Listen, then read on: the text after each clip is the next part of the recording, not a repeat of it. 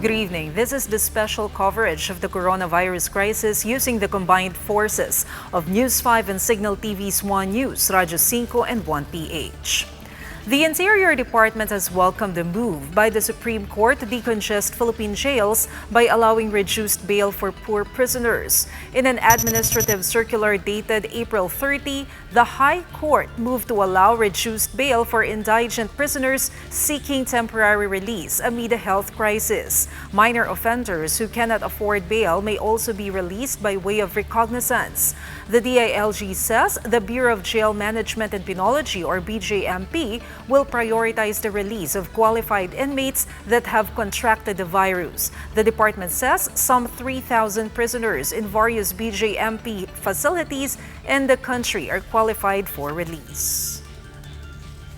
The Bureau of Internal Revenue further extends the deadline for filing and payment of taxes amid the extended implementation of the ECQ in some areas. Taxpayers can now file their income tax returns and pay their dues until June 14, which has been extended twice to May 15 and 30.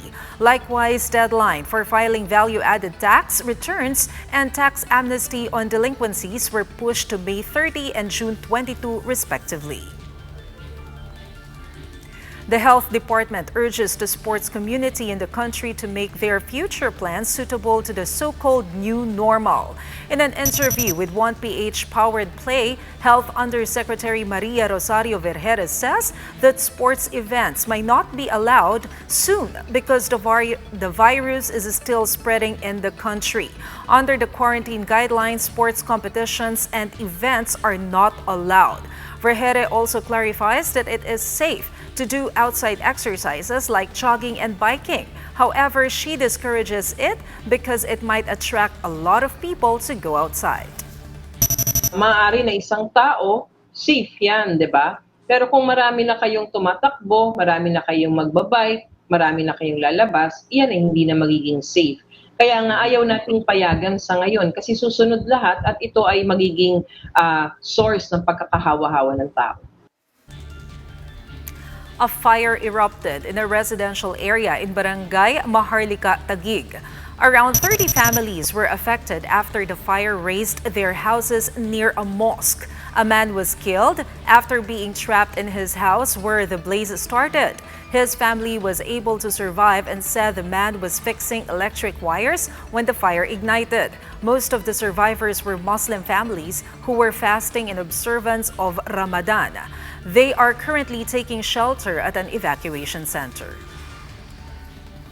Local government units are scrambling to finish the distribution of the first tranche of cash aid under the Social Amelioration Program. But with the addition of 5 million beneficiaries for the program as announced by the palace, will they accomplish this in time? We have with us DSWD spokesperson Irene Dumlao on the phone. Magandang gabi po sa inyo, ma'am. Magandang gabi po, Ma'am Maricel. Gayon din po sa lahat ng mga sumusubaybay sa inyong programa. Opo. Ma'am, following the announcement of Secretary Roque that there will be an additional 5 million beneficiaries, paano po natin tutukuyin kung sino-sino po itong 5 million families? Yes, Ma'am Maricel, ang ating pong mga local government units will be submitting the names of the beneficiaries who will be included in the Social Amelioration Program. If you could recall, Ma'am Maricel, na kasaad po sa ating pong mga guidelines that eligible beneficiaries who were not included in the original list of beneficiaries may file an appeal with their local social welfare development officers. And the local social welfare development officers may submit the consolidated list of eligible beneficiaries to the DSWD field office para naman po ma-validate natin and ascertain that they are not existing beneficiaries of other DSWD programs and services. Does it mean, ma'am, na yung mga nag-file ng complaint will be part of the priorities para po dun sa additional 5 million?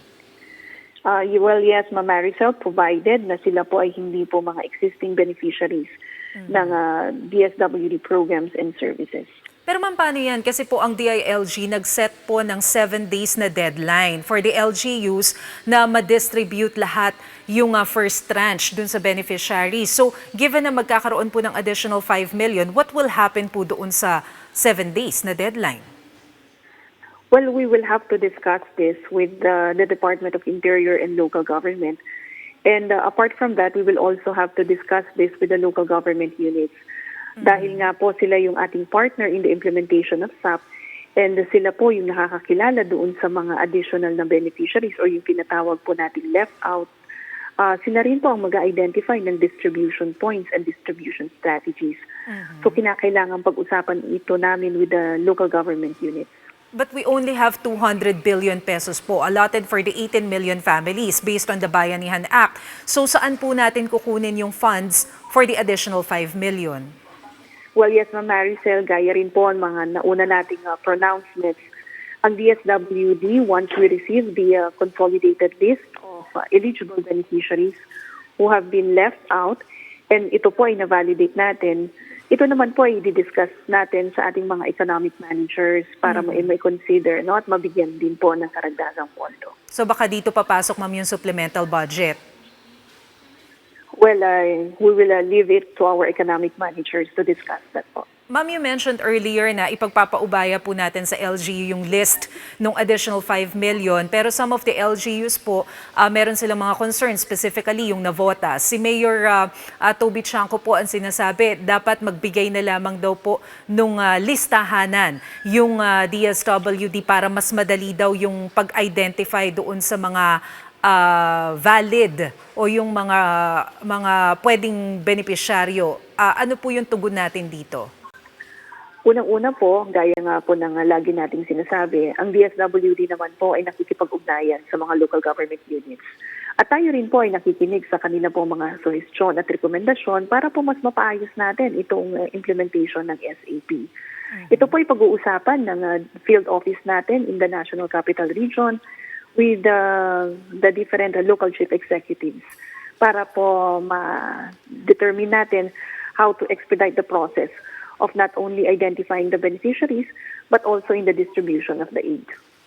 Ma'am, if there will be an additional 5 million families doon sa social amelioration program, does it mean na magkakaroon ng delay for the second tranche? Because that's still part of the first tranche eh.